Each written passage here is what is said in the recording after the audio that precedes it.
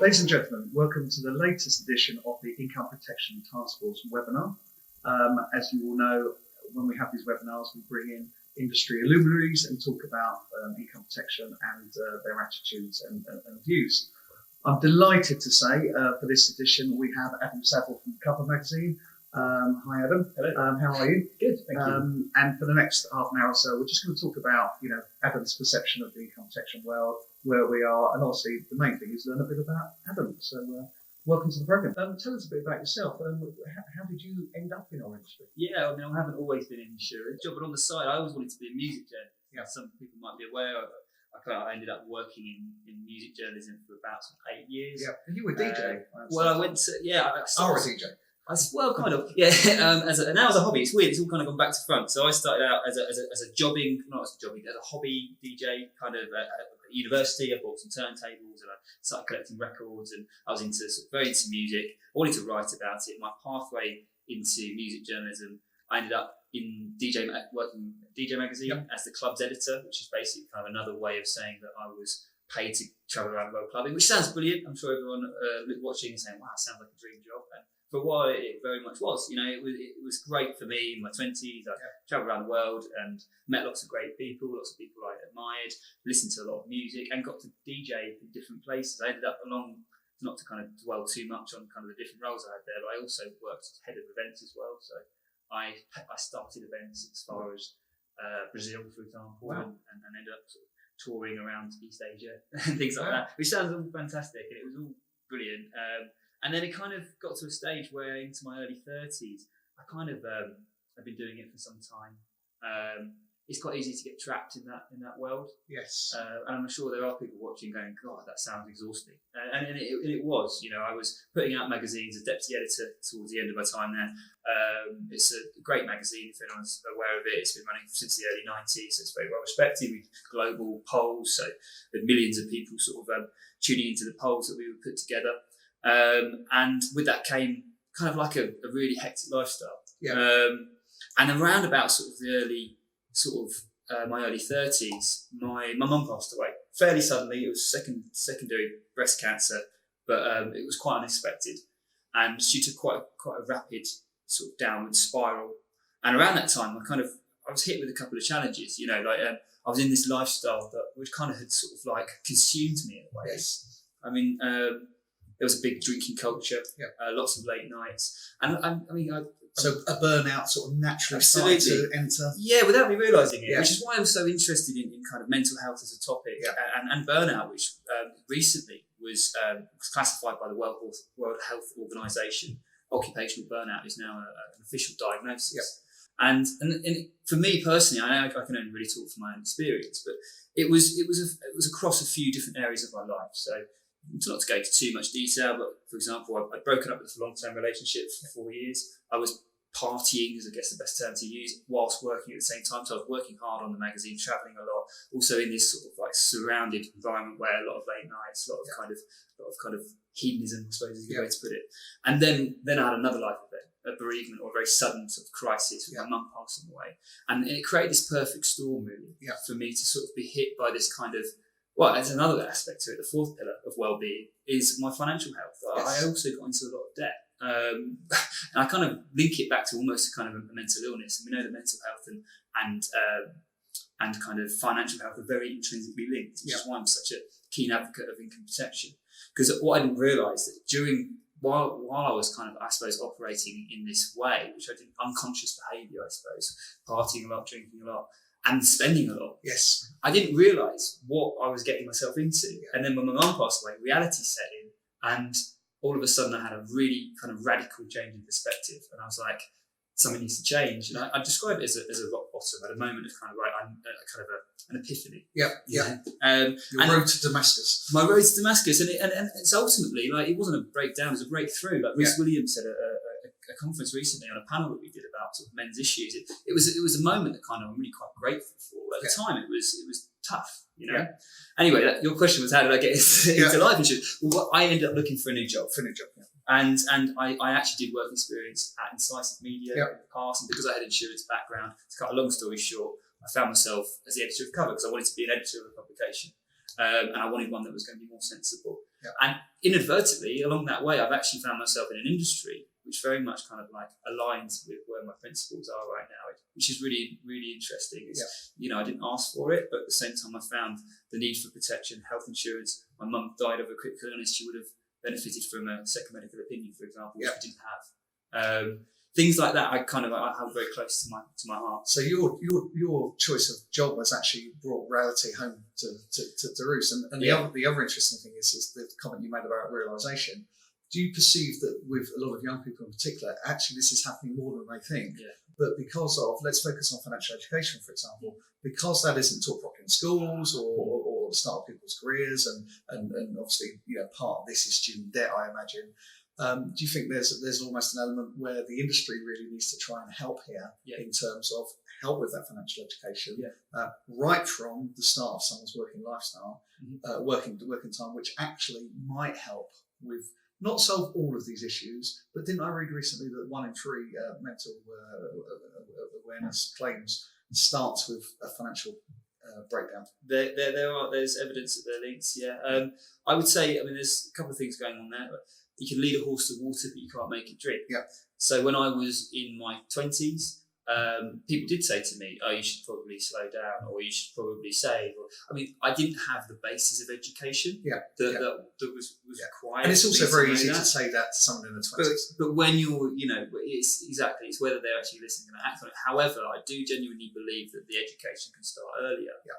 And I genuinely think that financial resilience, which starts with protection as the bedrock of financial advice, should be something that we're taught in schools. Yeah. And it should be something that could be passed down through parenting and through mentors. And I think we have a generation of young people who are thirsty for learning how to manage a chaotic kind of existence. Yeah. We live in London, or we work in London, and it's a pretty fast-paced environment, and for young people it's a very expensive environment, and then you throw in the mix of kind of lifestyle challenges, and also for me as well, I had professional challenges too, which it seemed like a dream, what I wanted, and I very much did at the time, but then became a challenge. Yeah. So how do we help people at an earlier stage is a really big deal. And I know one of the things that you're very keen to promote is Johnny Timpson and the work that he's doing with resilient households and stuff. And obviously, we've finally got a doorway to government there, haven't we? Presumably, this is part of the message, which is it's about the financial education and the fact that some of our viewers will be old enough to remember Otto Torresson probably 10, 15 years ago saying that this should become compulsory in schools. What happened to that? So is that part of what you think Cover can help in terms of and I'm hearing about the political message I'm talking about? Well, I'm hearing about there are sort of financial health ambassadors within schools. I also think we do well to have financial health ambassadors within the workplace. Yeah. We have mental health first aiders at the moment, which obviously there's a big drive for. There's no reason why we couldn't have the same for financial health. And why can't that be some form of financial advisor or somebody in the workplace that has some sort of skill in that sense? But when it comes to what the IPTF have done with the Building Resilience Household Group, and also some research recently around kind of creating a financial resilience index, which is finally kind of getting over to the Money and Pension Service. Okay, obviously the Money and Pension Service and the government are very, very busy at the moment with something which shall not be named. And the election. Yeah, exactly. So understandably, there's a slow moving kind of grind with this sort of thing. And I guess the real key question for 2020, once a lot of this has passed, if it does pass quickly, is a case of kind of at what point does insurance talk to these products? At what point can the government make allowances for it, at least allow it to be part of the conversation? Yeah. And I know you've heard me talk about this before, but do you think there's a leaf we can take out of the message about auto enrollment, for example? Yeah. In that, suddenly every young person in the country has got a financial product. It's called a pension. What's the next product? I think one of the challenges there is that I got the impression that auto enrollment came at the point of crisis. So how far does it need to go until we get to a point where people are desperate? Yeah. And unfortunately, that's kind of how the agenda seems to work when it comes to any form of, whether that's funding or changes in policy. But isn't that a bit after the Lord Mayor show to a certain extent here? How do you mean? Sorry. Well, as in, are we only going to worry about this once the problem is magnified? Well, exactly. Yeah. And mental, I mean, quite rightly, mental health and awareness is suddenly not a taboo subject anymore. Yeah. But we've got to do something about this now, rather than wait to see the catastrophe that's waiting down the line.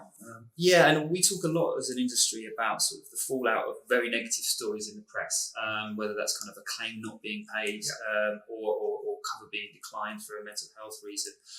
They're big stories, and they seem to obviously get more coverage than the good news stories, which is a real challenge for us as an industry. But I think the other very important story out there are those stories around universal credit. Yeah. They're the ones that the Daily Mail are also kind of like splashing around. Yeah. So I kind of wonder at what point as a society we need to get to where there is kind of a general sense of actually the government hasn't done enough to position the private sector in a way that can sort of bolster and support where it's eroding state benefits. Yeah.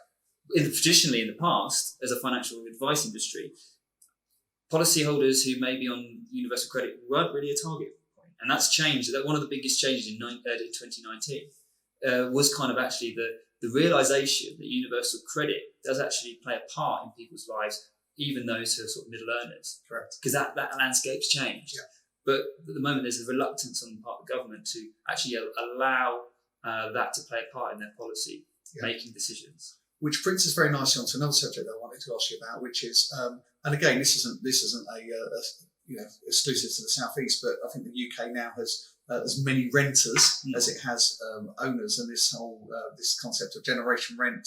Are you worried that some advisors are ignoring generation rent because it does tend to be the under 30s, maybe the under 40s in certain cities? Yeah, it's a marketing issue, isn't it? I guess, and it kind of feeds into the point I just made, really, about actually how kind of we have a responsibility as an industry to get to those who might not already be considering insurance, and the reason being is the trigger points are changing. Yep. In the past, it would be around a mortgage, and less young people are taking out mortgages. It might be around having children. Younger people, myself included, later. I mean, I am Generation Rent. I don't have children. I'm not married, and I don't have a property. I rent. I'm hugely exposed to without insurance, but I wouldn't have realised it unless I had spoken to someone like yourself or kind of the other advisors that I speak to. So there is movement within the production of products, and that is basically, I guess, a repackaging. LNG, for example, brought out their rental protection. Yeah, what did you? Presumably, you're quite happy to see that, were you? I was happy to see it. I mean, it's ultimately a relabeling with some tweaks, which is kind of like we've got the products, and the more and more you speak to financial advisors, they will say, look, the products are there. It's those kind of engagement points.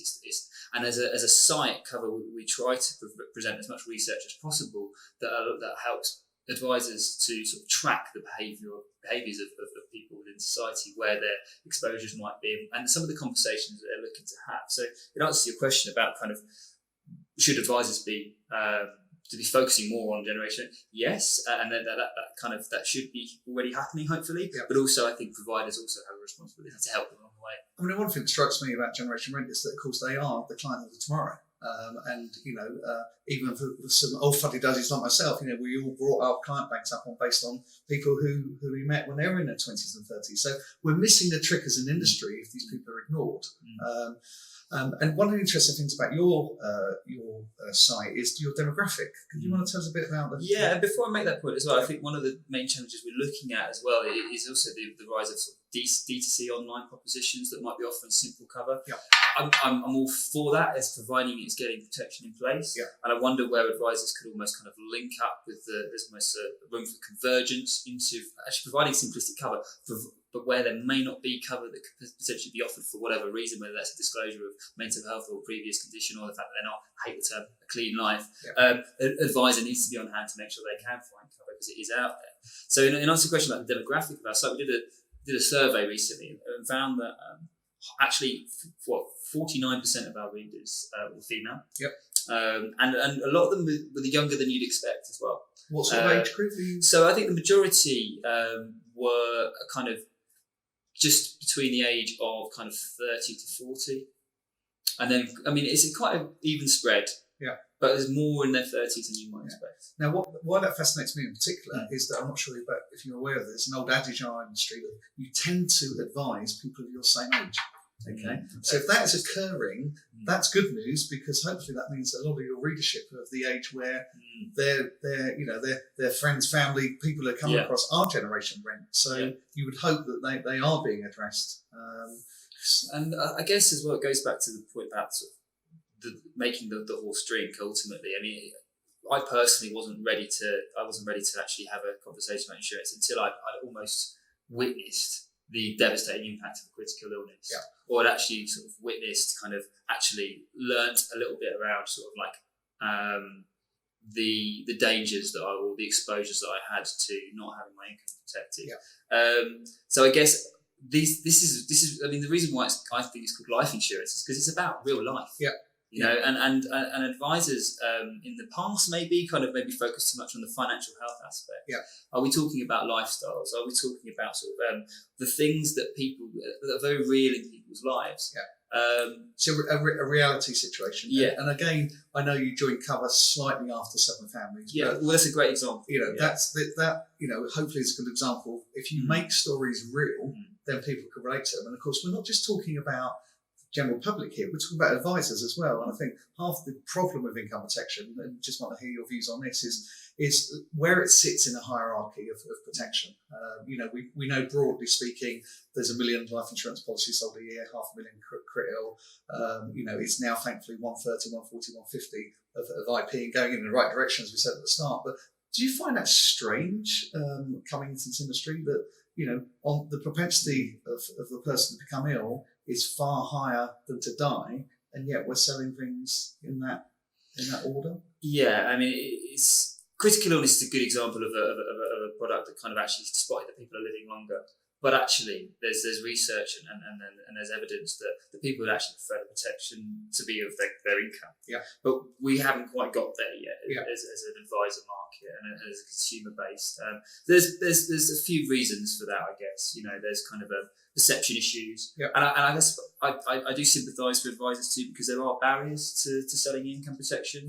I don't want to say it's complicated, because I don't think that's. I think it is a pretty. It can't be any simpler. But there are sort of things to overcome. There's a kind of the runaround when it comes to finding out how easily how much someone is actually protected by their employer for sick pay, and that requires. It's not a quick sale. But it does surprise me that income protection isn't more regularly bought. I mean, Roy, what's your opinion on why?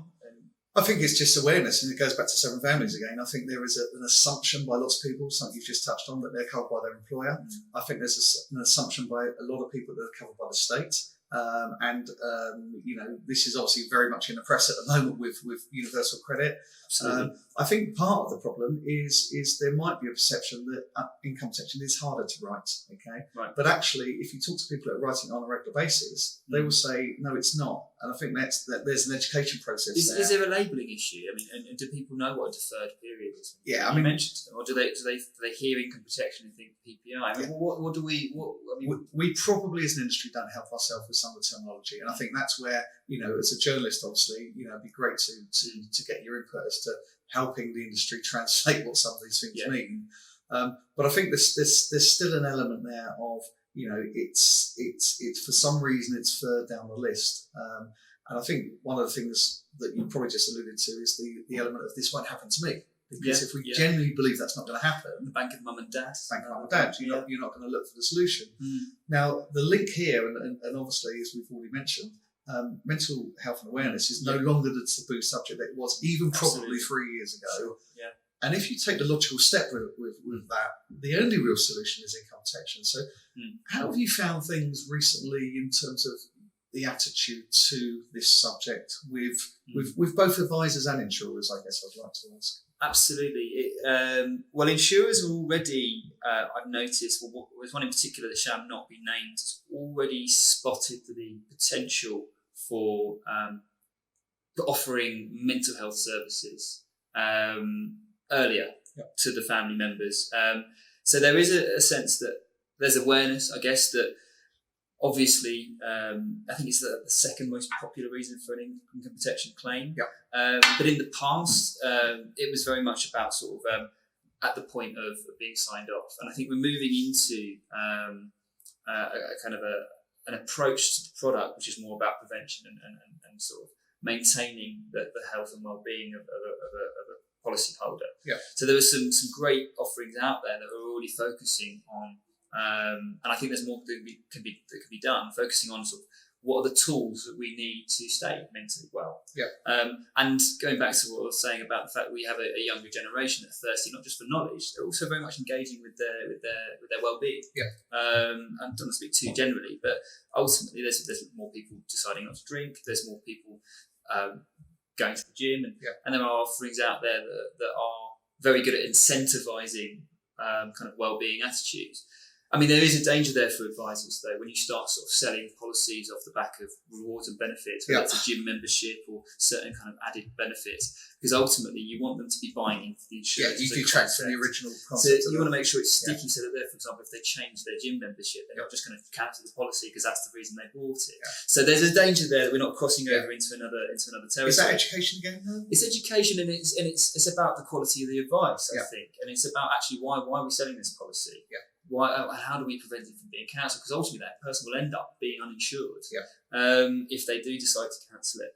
But the issue as well, I think, is 2020 I see is we're going into kind of more of a hybrid model that meets in the middle with sort of health insurance, I think, is where I'd like to see it go. Obviously, adding new health services to life insurance policies like income protection or others can be ultimately expensive, but at the same time, PMI is pretty expensive, and I'm not suggesting that like we're talking about kind of adding in sort of cancer pathways or kind of forms of treatment, but there is definitely an opportunity to meet in the middle, I think, and provide some of the services that the NHS might struggle with as bolt-ons, and I think mental health is a huge opportunity there. We already see in the workplace the use of EAP services, for example, and we do have bereavement counselling and other forms of therapy services out there. But how far can we track mental health? I was at a conference earlier this week, the This Can Happen conference, about workplace wellbeing and mental health. And one of the app technologies that was mentioned was actually Unmind, for example. The CEO was asked kind of, how can we track mental health? And ultimately he said that if there's engagement, if we're looking at an app every day and we're engaging with our mental health, of course it's trackable. And I'm not saying that we should necessarily go down the line of kind of using that data explicitly for underwriting, but there's definitely an opportunity there where conditions can be managed, premiums can be kept at a certain level potentially, or at least just people could be given the service that they can't get elsewhere. And at what point do we start to become a health service provider as opposed to an insurance provider? That's the key question, I think, for 2020. And related to that, early intervention services are a lot of people talking about them. Now, the group market seems to have solved this issue, because clearly, if you work in a company that's got group income protection, and particularly with mental illness, the HR person will tend to know about it or potentially look at it and go, I think we've got an issue here, and are encouraged by the group insurers to put a claim in straight away, even though the deferral period might be 3 or 6 months away. And you'll be aware that the big insurers are saying that this leads to 80 to 90% of people never ever reaching the deferral period, because early intervention works very well in terms of offering support to the company. The problem with the individual market, of course, is that you don't have a HR person. Okay. Do you think there are messages that we can take from the success of the group market and try and translate them to the individual market in encouraging people to contact the advisor or the insurer a bit earlier? Yeah, I think the key here is or the crucial thing here is engagement and utilisation, and an ongoing relationship between policyholder and the insurer with an advisor potentially as part of that. In the workplace, you have the benefit of kind of internal comms and employee benefits, kind of like sort of platforms and ways of actually kind of distributing and getting to, and also other people, like you've alluded to, like there are other people around that can spot if someone's struggling. Line managers are being trained within mental health first aid. That's obviously very difficult on an individual. However, I do see that there's opportunity for, especially within some of the more inclusive approaches to insurance offerings, so whether that may be a good example of that would be a mutual. I mean, why can't a mutual, for example, set up a social media network where they can share ideas and get information? And I think there's an education piece. And that's what I've tried to do with cover a bit more, is kind of look at the bigger picture stuff, look at the stuff that kind of like impacts people's lives, look at the lifestyle choices, the nutrition, the sleep, the impact of the neuroscientific impact of diet on our mental health. They're not necessarily automatically insurance issues. You might not necessarily sort of seen them as those, but ultimately there's a desire for people. People are hungry for sort of, for want of a better expression, for kind of some sort of knowledge around this sort of stuff. So why can't an insurance provider provide the education that people need in order to come back for more? And then the app technology is another good example of that. If you can provide an app of some kind that allows you to maybe check in with some meditation, do some CPD training, because I think one of the other things is, in the past, mental health has been very much kind of like seen as a negative, right? But we all have mental health, and it's become a bit of a cliche to say that, and I'm hoping that that's kind of an understanding that we all sort of have now. But in the past, mental health was synonymous with depression, anxiety, and even more serious conditions like bipolar and schizophrenia. But when we talk about physical health, we think about the gym, we think about kind of like staying healthy, right? So that's changed. That language has changed now. So why don't a great example of this is, we're taught how to clean our teeth from a very young age, and people wouldn't even admit to not cleaning their teeth even if they hadn't, because they're so embarrassed about the idea of not cleaning their teeth. But people don't practice kind of mental hygiene. They don't meditate, and very many people meditate, for example. And in the past, it's actually been sort of like looked at as kind of like quite kind of a snooty sort of like hippie, pooky kind of thing, right? And there's a younger generation of people that are really into it, and actually there are proven health benefits to it. So if we're going to start engaging with our mental health, where are people going to go for that? Ultimately, they're probably going to go and find it online. They're probably going to go and find it through support groups or through different kind of retreats, read books. Why aren't we doing that? And I think some insurance providers are. And I think you mentioned a great point earlier. It's kind of like, there's a like for like thing. If advisors are advising people that are the same age or the same gender or whatever, the new generation might see advisors almost. I heard someone was mentioned on one of our cover webinars. It's Luke Ashworth said he'd love to see an advisor become almost like a life coach. Someone that has an idea of like kind of how you can stay happy, healthy, and how you can treat your finances.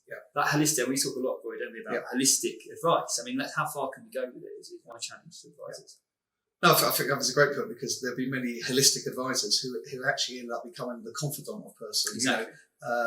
Due to the nature of society, some people will only tell their advisor something that they won't tell them other people, friends and family, other things about them. So our importance, shouldn't be diminished. And obviously, if we can help translate some of those things, and I think the point you make about insurers keeping in touch with customers more is something that we're all crying out for.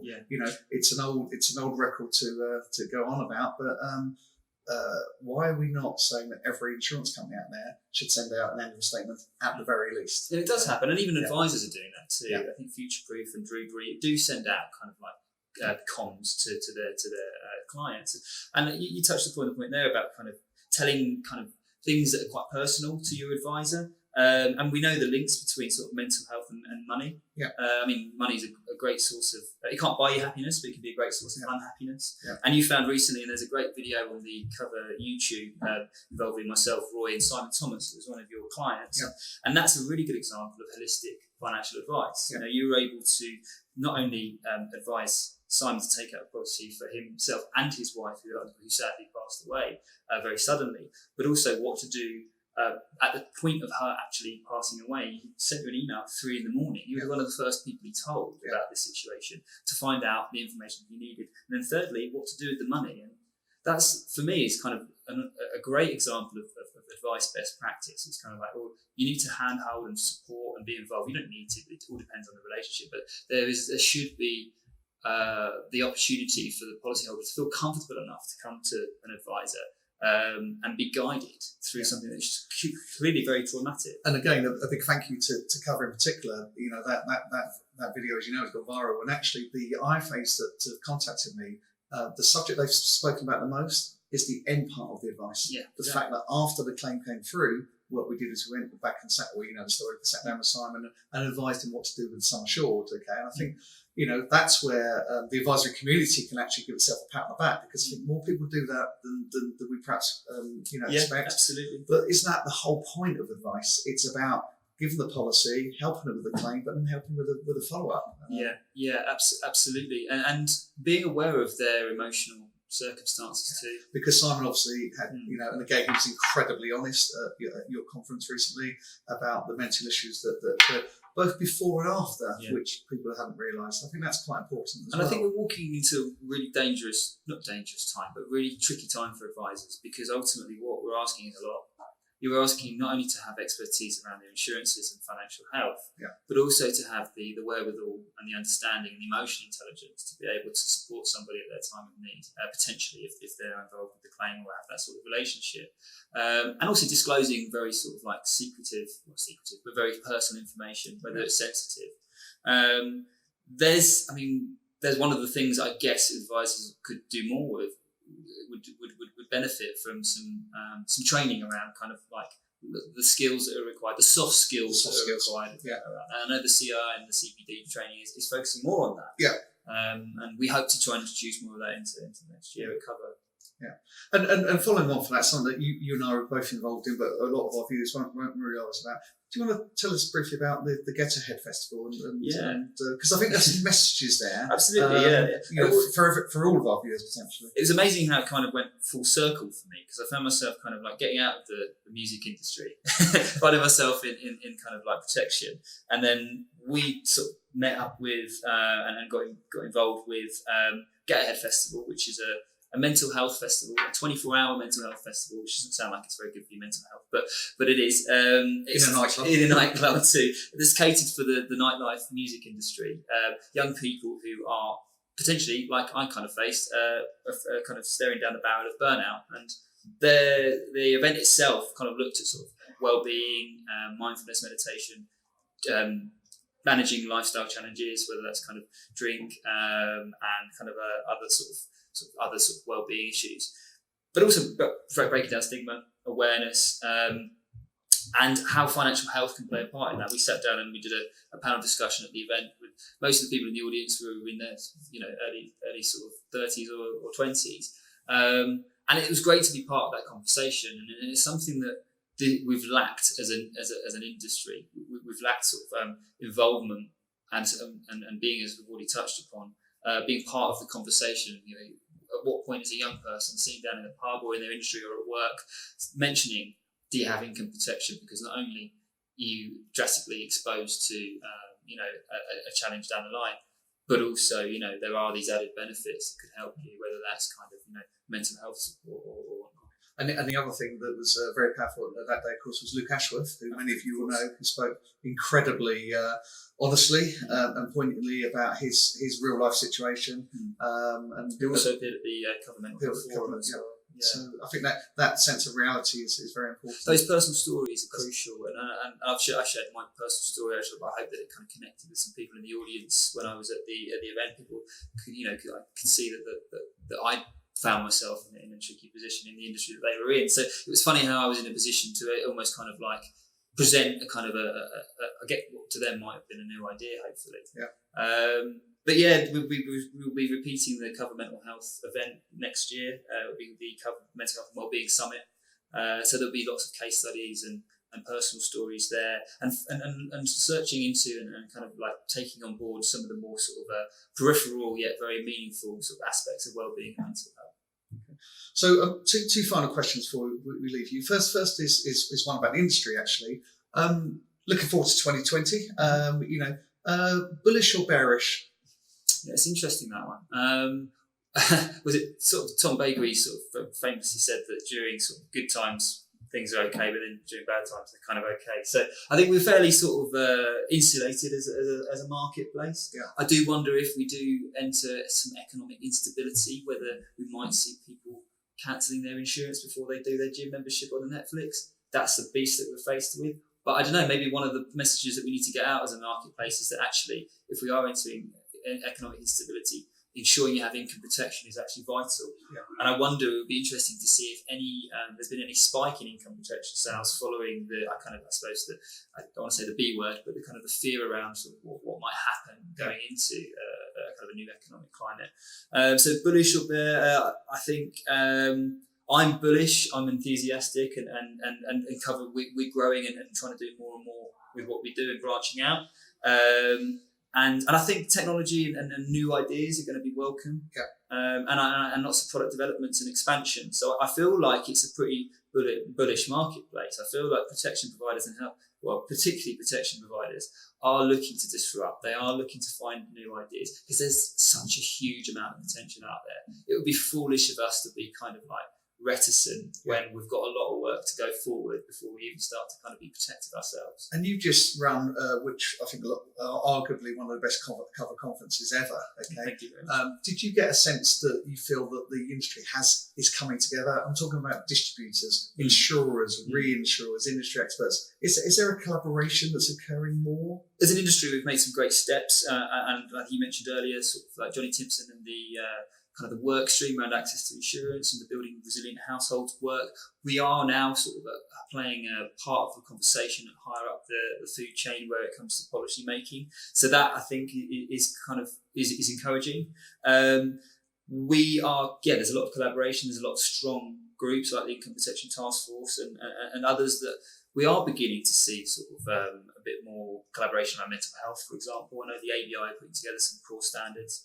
I'm seeing providers overhauling and launching their mental health underwriting. There were 2 announced at the Cover Summit, both Holloway Friendly and Royal London, and I'm looking to see more into 2020. So I think in answer to your question, I think that we are in a it feels harmonious. You know, it feels like we're all singing. And I know that we often sing from the same hymn sheet. It was always the protection gap, right? And now it's kind of like mental health. But I feel like there's a lot of meaning in kind of that. It's not just, obviously there's a lot of meaning in closing the protection gap, but there are lots of subjects out there that are good reasons to get passionate about that aren't just the same old. Brilliant. So before the last question, just want to say, I'm sure all our viewers know already, but last week you were crowned the inaugural, I'm going to make him go red now, the inaugural Income Protection Task Force Protection Champion.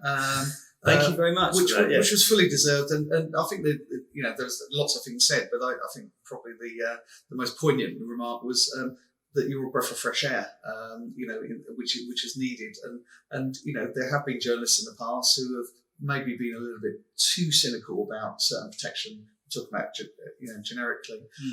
So congratulations for that. Thank you but very much. I guess my last question is: here's your magic wand. It's a magic pen, but it's a magic wand. What's the one wish that you'd have for our industry next year? Ooh. So, well, first of all, thank you so much for the award, and it was a massive honour.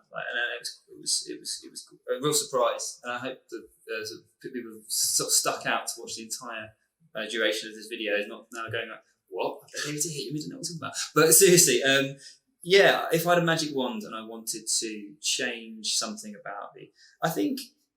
It's all. This is going to sound like a really sort of safe answer, but I can see it all happening. I wouldn't be sitting here speaking so kind of like earnestly and enthusiastically, like if I didn't genuinely believe in this stuff. Like, look, we've got a lot of work to do. Yeah. But one of the things that I came and found when I came into the protection market was a surprising level of enthusiasm and wanting to do the right thing. And I'm not as kind of naive to think that there are kind of maybe sort of small pockets of the industry which are out to grow their bottom line and kind of ensure that claims are. I guess I don't get the impression that any insurance provider doesn't want to pay claims. Yeah. But I get the impression that there's work to do around individual cases, and the more we can do to sort of crack down on. And kind of like raise standards, set a kind of like a values sort of set around like kind of ensuring that an individual's circumstances are fully explained and understood before cover is either offered or declined or claims paid or not, because ultimately the fallout, the devastation of getting that decision wrong is one we can't necessarily sustain or come back from easily. We're already an industry that struggles with trust. We're already an industry that struggles with negative perceptions. So I think if I had a magic wand, I would kind of like change that. I would want to change people's minds around some of the work that's being done. Yeah. But at the same time, I see that as a really positive challenge, right? Like there's a lot of good work going on. Unfortunately, only we see that a lot, and we tend to sort of repeat the same messages back to ourselves without a consumer having an idea. And you tell them that we pay 97.6% of claims, they go, "Oh, really? Oh, I didn't know that. I'm surprised." Or when we do pay out, they go, "Oh my God, the insurance provider paid out. Like, wow, why? How did that happen?" And I guess there's other types of insurance which don't help. I'm not naming any names, but they're not in protection, not in life on the whole. So yeah, I would hope that we bridge that trust gap. We ensure that kind of the good stories get out there. But that's just all that does is spur me on. Really, it makes me want to make more of an impact. Well, I have to say again, congratulations for last week, and I think all our viewers will agree that to have someone who's a journalist in such an influential magazine is very, very important, because it's for us at the Income Protection Task Force that link between the advisors, the journalists, the reinsurers, and we all need to pull together and do this. And hearing your views, and thank you very much for your time. No, thank you. Certainly gives me heart that we're all in the same. We're all in the same. It might be a bunker at the moment, but we need to get into no man's land. And that's on my list of to dos for 2020. I think it's to work more with our partner publication, Professional Advisor, which obviously caters for all sorts of financial advice, not just protection. Protection is the cornerstone of advice. We want to get more wealth managers kind of offering holistic advice, or at least signposting and referring to those that know how. Understanding the reasons why we offer protection, not just what products are, is important. So look, that's kind of that's why we're singing from the same hymn sheet, because ultimately there's a lot of meaning to this stuff. So, and there's lots of stuff to get teeth into. Brilliant. Well, there's a great positive note to end on. Thank you very much for your time, and thank you very much. Good luck with everything in the future. Again, to our viewers, thank you very much for your time, and we look forward to seeing you all on the next edition of the Income Protection Task Force webinar. Goodbye.